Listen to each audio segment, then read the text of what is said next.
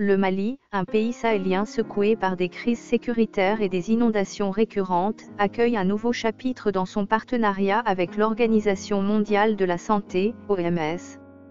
Le 11 février 2025, Patrick Kaboré, le nouveau représentant de l'Organisation mondiale de la santé, OMS, au Mali, a présenté ses lettres de créance au ministre malien des Affaires étrangères, Abdoulaye Diop.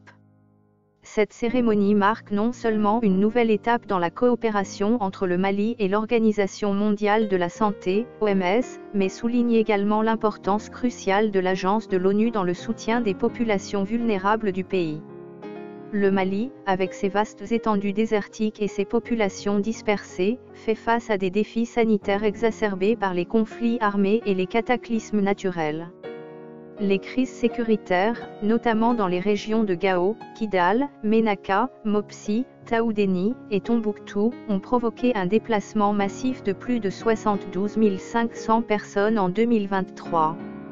Ces conflits, opposant les forces armées maliennes à divers groupes armés non étatiques, ont entraîné une réduction significative de la présence médicale, laissant de nombreuses structures de santé non opérationnelles.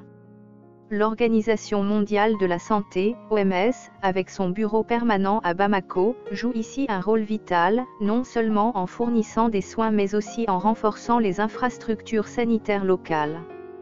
La présentation des lettres de créance par Patrick Kaboré a été l'occasion pour le ministre des Affaires étrangères, Abdoulaye Diop, de saluer l'apport indéniable de l'Organisation mondiale de la santé, OMS, à la santé publique malienne.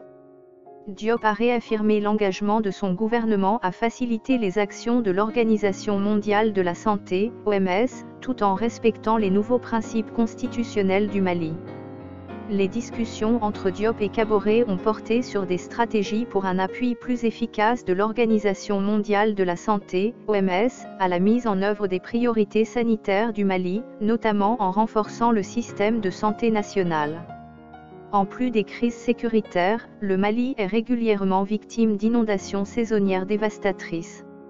En 2024, plus de 370 000 personnes ont été affectées, dont 45% étaient des enfants, les rendant particulièrement vulnérables. Ces inondations ont endommagé une trentaine de structures sanitaires, y compris un entrepôt crucial de la pharmacie populaire du Mali, aggravant l'accès aux soins pour les sinistrés. L'Organisation mondiale de la santé, OMS, a réagi en déployant des cliniques mobiles sur les sites de relocalisation, notamment dans la région de Ségou où 3 sites ont été équipés de tentes médicales, visitées 5 fois par mois par du personnel médical. Cette coopération renforcée entre l'Organisation mondiale de la santé, OMS, et le Mali est essentielle pour répondre aux besoins immédiats et à long terme des populations touchées. En soutenant le système de santé malien, l'OMS ne se contente pas d'apporter des soins mais travaille à bâtir une résilience communautaire face aux défis sanitaires multiples du pays.